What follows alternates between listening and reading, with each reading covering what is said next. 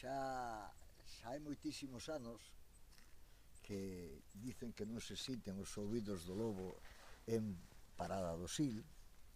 Estamos aquí, pois, parada por detrás das instalacións deportivas que hai aquí, moi cerquiña do Mirador dos Torgos, e nesta zona pois tamén podemos atopar os restos de un foxo de lobo.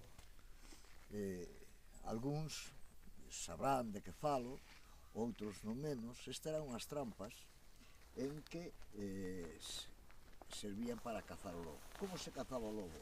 Era unha labor comunitaria, o lobo se iba acorralando, levando hasta un sitio, aproveitábase as caídas naturales da zona, e entón o lobo, con ruidos desta xente que participaba na cacería xa desde tiempos, desde fai miles de anos, se levaba hasta aquí caía o lobo e se lle daban morte. Bueno, sobre o lobo hai moitísima lenda, se colgaron un montón de San Benitos, non?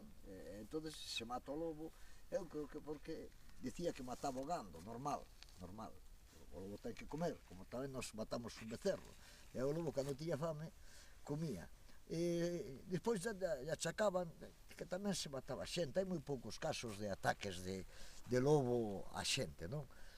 Normal, exceptuando que se vise acorralados. O lobo se veía acorralado aquí, podía matar a quen fora igual que a nós se nos molestan, ou a loba se tiña crías pode atacar a unha persona porque pensa que lle van facer dano as crías, igual que fai un pai ou unha nai se mira que os nenos lle van facer algo, non?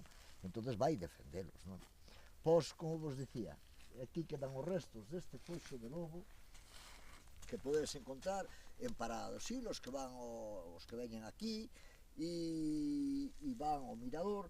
Pois a moi pouquiños metros do mirador aparece esta construción que é un foxo de lobo, así que cando volvades aquí, ademais de ver o río e os cañóns que son impresionantes, pois parade e podedes ver estes restos do lobo.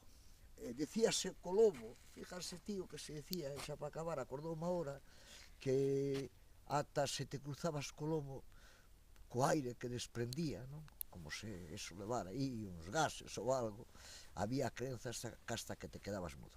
Mudo quedoume eu. Ben, volvemos máis tarde. Hasta logo.